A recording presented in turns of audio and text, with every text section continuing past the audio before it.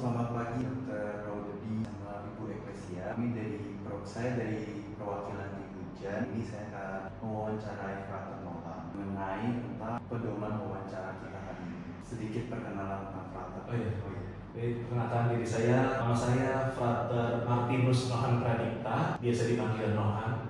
Saya sekarang sedang menjalani perutusan Sabtu Minggu di Paroki Puspagadi. Saya diutus oleh Seminari Tinggi Kuskupan Agung Jakarta. Saat ini saya tingkat 3 di Seminari Tinggi Kuskupan Agung Jakarta. Oke ya, sebelumnya tunjuk hukumnya dulu ya. Wawancara ini dilakukan sebagai tugas akhir dari ujian semester ini. Pertanyaan-pertanyaan berikut ini disusun untuk membantu mahasiswa memperoleh pemahaman yang lebih dalam mengenai pelayanan gereja, teologi, serta penerapan iman Kristen dalam kehidupan sehari-hari. Dengan segala hormat, kami memohon kesediaan Frater untuk memberikan jawaban sesuai dengan pengalaman, pengetahuan, dan pelayanan yang telah dijalani. Atas waktu dan kebaikan hati Frater, kami menyampaikan terima kasih dulu ya dari kelompok hujan ini. Untuk pertanyaan wawancaranya, kita bisa mulai ya. Yang pertama ini, menurut Frater, seberapa penting ibadah dilakukan sesuai dengan perintah firman Tuhan dalam kutip regulative principle, bukan sekedar tradisi atau kreativitas manusia? Oke, pertama-tama saya mau memberi sekitar pengantar, jadi nggak langsung menjawab plek-plek dari pertanyaan ini. Jadi dalam iman Katolik, sumber iman Katolik itu bukan hanya firman Tuhan yang tertulis ini, perintah firman Tuhan. Jadi bukan hanya kitab suci. Jadi sumber iman Katolik itu bukan sola scriptura, jadi hanya kitab suci saja. Melainkan sumber iman Katolik itu ada 3, yaitu kitab suci, tradisi suci, dan magisterium. Nah, jadi dalam kitab Katolik nggak bisa menyampingkan hanya kitab suci saja. Apa ini kan bukan sekedar tradisi, jadi seakan-akan tradisi itu nggak penting gitu. Tiga sumber ini itu bisa dibilang sama pentingnya. Bahkan dalam Katolik, yang mana sih yang pertama kali, tradisi dulu atau kitab suci dulu? Dalam sejarahnya bisa dibilang yang lebih dulu tradisi. Jadi bukannya pertama-tama kitab suci, bukan kitab suci turun dari surga habis itu. Jadi awalnya tuh gereja ada tradisi lisan dulu kan. Baru seiring waktu baru disusunlah, dikumpulkanlah tulisan-tulisan, lalu disusun kanon kitab suci, makanya disusun sampai jadi kitab suci saat ini. Jadi kita nggak bisa menomorduakan tradisi, karena justru tradisi lebih dulu.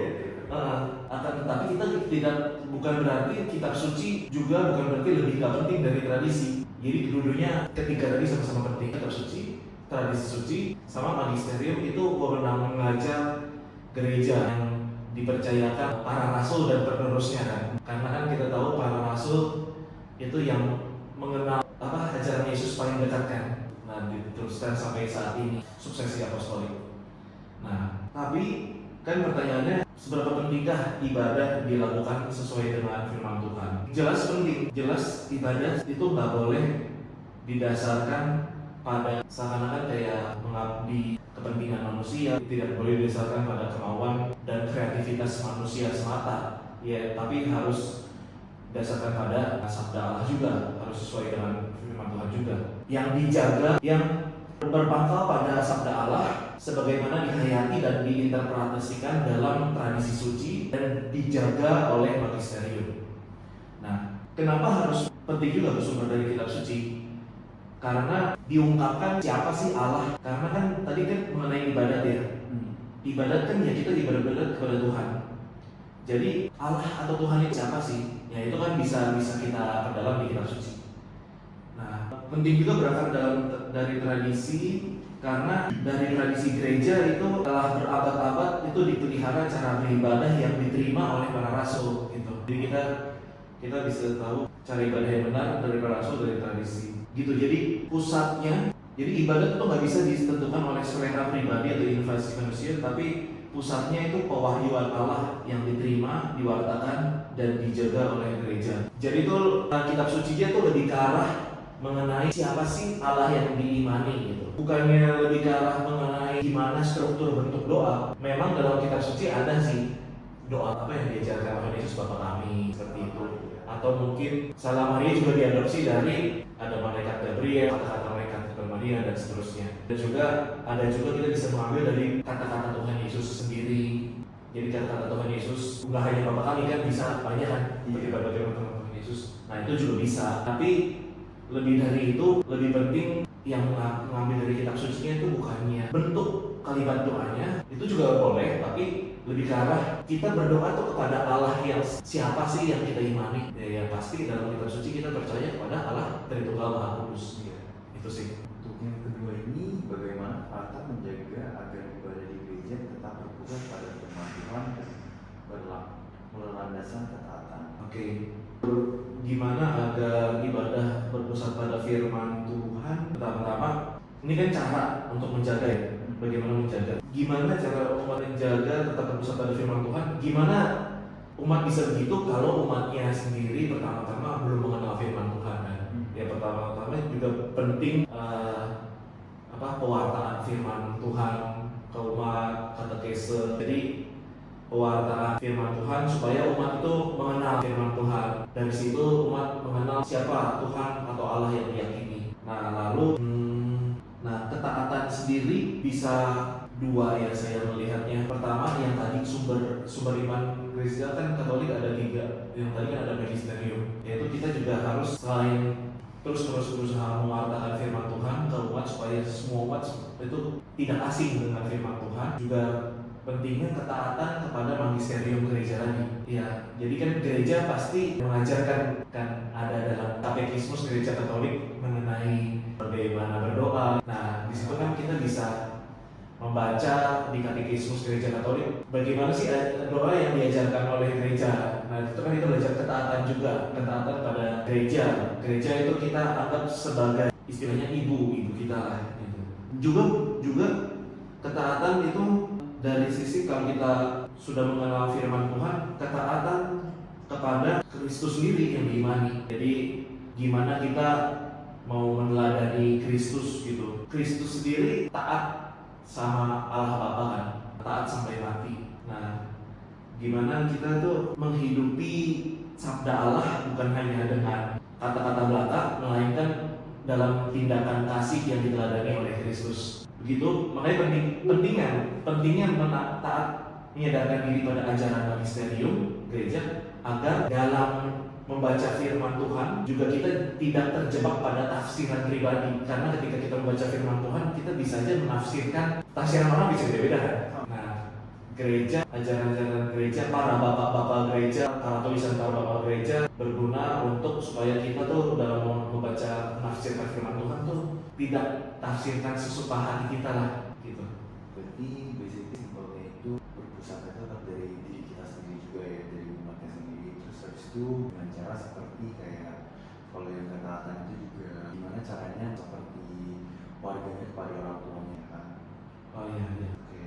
Yang ketiga ini dalam terang 1 Korintus 12 ayat 12 sampai 27, bagaimana peran setiap anggota jemaat dalam mendukung ketaatan dan kesatuan dalam ibadah. Peran setiap anggota jemaat. Nah, dalam firman Tuhan ini kan lebih disampaikan yang disampaikan oleh firman ini kan mengenai gereja yang adalah itu ya kesatuan tubuh Kristus ya. Oh iya betul. Ya kan?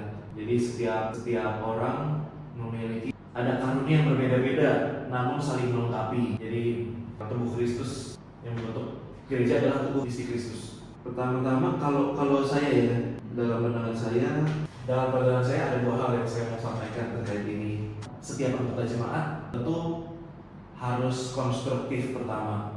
Ya, misalkan dalam Ekaristi ketika kita misa, ya setiap umat hendaknya saling menghormati satu sama lain kan, supaya itu khusyuk kan. Jangan ngobrol di gereja supaya tidak mengganggu orang lain, berpakaiannya sepantas. Jadi ya saling menghormati satu sama lain supaya bisa masing-masing mengarahkan hati kepada Tuhan. Lalu juga dalam firman ini kan disebutkan mengenai karunia berbeda-beda yang membentuk tubuh Kristus saling melengkapi. Nah, saya mau yang poin kedua yang saya sampaikan adalah bentuk-bentuk doa, terutama istilahnya karisma dalam gereja Katolik itu bermacam-macam.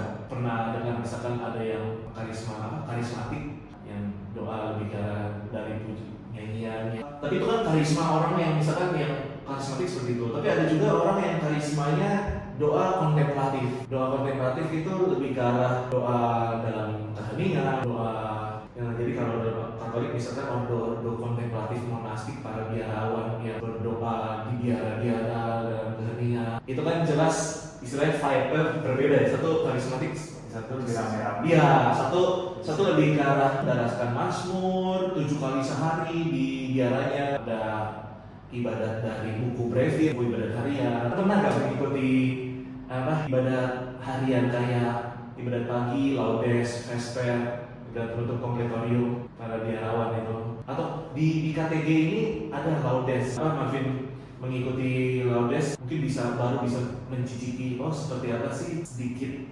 gambaran mengenai doa kontemplatif yang dilakukan para biarawan. Walaupun itu laudes baru satu ya, mereka tuh ada tujuh ibadat sehari. Jadi baru bisa merasakan seperti apa, beda sekali dengan karismatik. Itu baru dua, karismatik, kontemplatif, juga ada karisma lain. Jadi intinya setiap orang memiliki karisma sendiri dalam berdoa, tapi itu tidak, menurut saya sih itu tidak membawa perpecahan, tapi malah memperkaya kasanah rohani gereja yang jadi membentuk kesatuan tubuh yang memang kelihatannya berbeda, tapi pasti untuk membentuk satuan tubuh. Contohnya kaki berbeda dengan tangan kan, ya, tapi saling membutuhkan kan. Kelihatannya bukan misalkan saya bukan cuma tangan paling penting, kaki nggak penting, gimana. Jadi dalam karisma itu juga tidak ada yang paling baik sih, jadi saling melengkapi.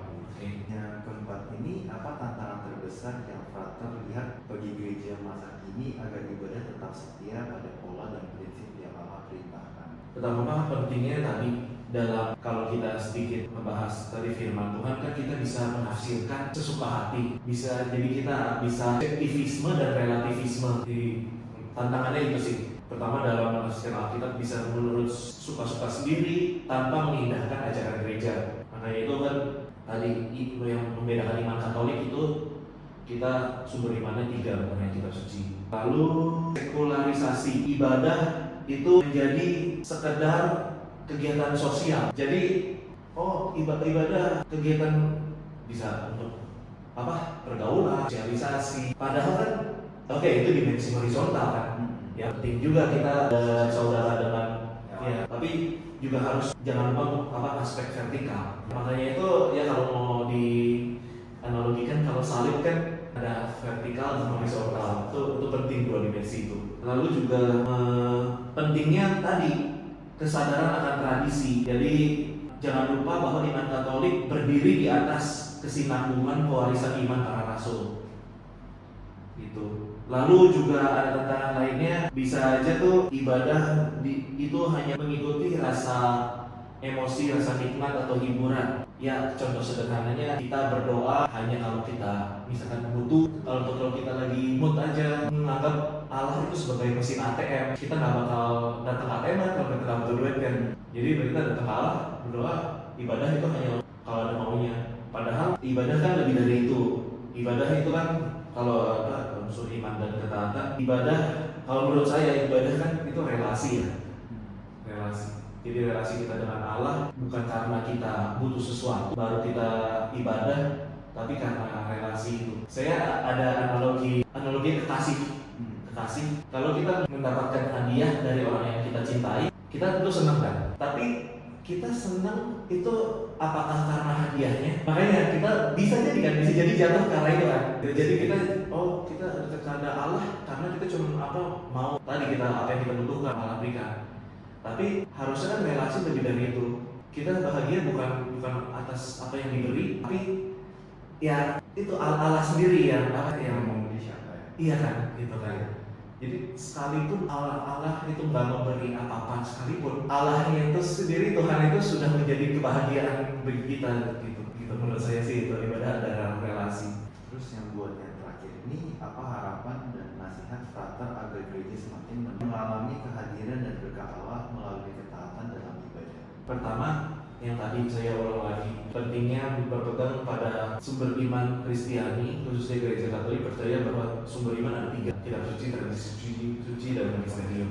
Jadi jika berpegang pada 3 ini, nggak hanya memegang satu saja. Di sana dengan itu kita diharapkan dalam tanda kutip bisa berjumpa dengan Kristus yang sama yang diimani oleh para rasul. Karena pentingnya menjaga tradisi para rasul itu supaya ini kan 2000 tahun kan. Jangan kita ya iman kita sesuka tafsiran kita sendiri gitu. Tapi yang dijaga berabad-abad dari para rasul. Lalu jangan menganggap ibadah itu sebagai kewajiban. Sekedar sharing singkat. Dulu saya tuh waktu kecil saya kalau ke gereja itu saya malas ke gereja. Kalau disuruh mama, kalau dipaksa atau kalau mama ke gereja, kalau mama nggak ke gereja sih, yaudah saya lebih senang di rumah nonton film kartun atau apa. Jadi saya dulu menganggap ibadah kayak misalnya Ekaristi itu sebagai kewajiban umat beragama. Tapi seiring waktu singkatnya, terutama ketika saya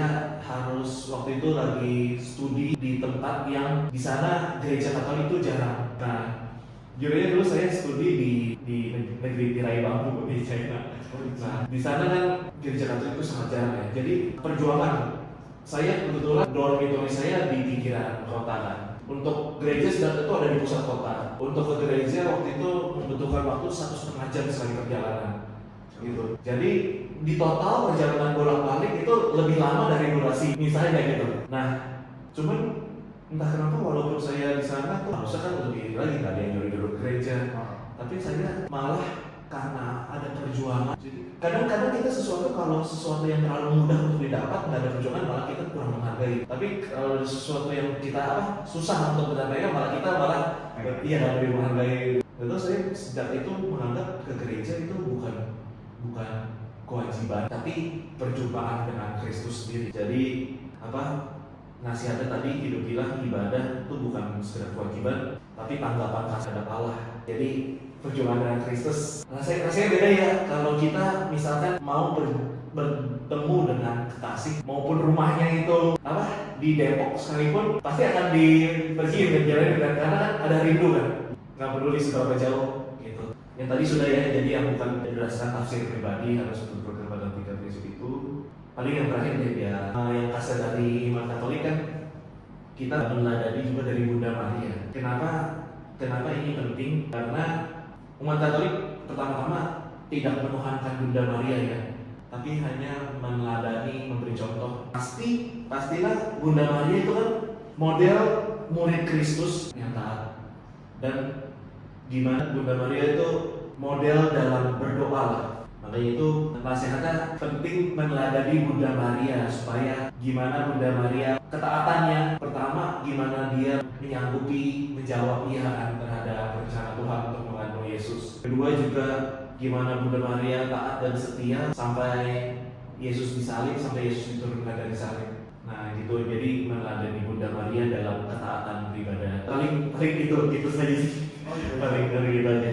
Iya, lebih kurangnya seperti itu. Berarti yang terakhir itu hitungannya kayak jadi contohan Bunda Maria ya buat kita sendiri ya. Iya, lalu tadi kan jangan lupa sumber iman bukan hanya kitab suci, penting juga menjaga bertradisi kan, supaya iman itu sungguh ya iman yang sama dengan yang diimani oleh para rasul 2000 tahun yang lalu, bukan menurut subjektivitas pribadi gitu. Selalu juga yang tadi lebih ke arah ibadah itu melatih diri entah gimana. Memang sih perjumpaan akan Allah, pengalaman akan Allah itu nggak bisa diharuskan, tapi itu mungkin perjalanan hidup. Suatu saat orang akan pengalaman berbeda. Kalau pengalaman saya yang tadi saya ceritakan, gimana tadinya saya menganggap ibadah itu cuma sekedar kewajiban sebagai umat beragama. Ya udah, karena agama Katolik saya juga nggak tahu kenapa waktu itu Katolik harus ibadah di Ekaristi, ya udah kewajiban.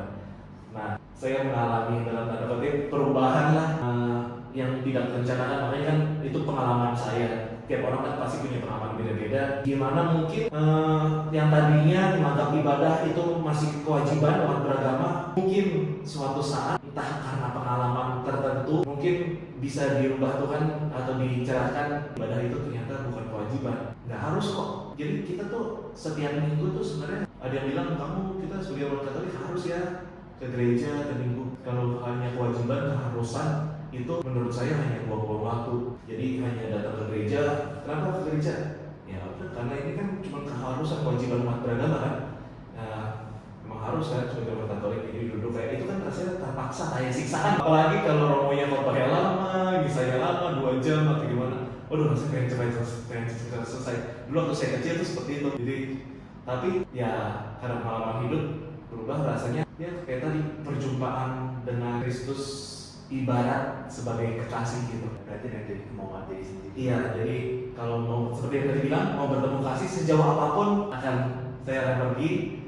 Dan bayangin kalau kita sama kekasih yang benar yang kita cintai kan mau selama apapun kita nggak pengen cepet-cepet selesai kan maksudnya. Oh iya. Iya kan. Kalau makanya itu sebagai refleksi juga. Apakah kita di misa gereja itu harusnya pengen cepet-cepet selesai. Aduh rasanya apa nih misa selesai. Atau nah kalau kita masih seperti itu kan ya bisa refleksi lagi.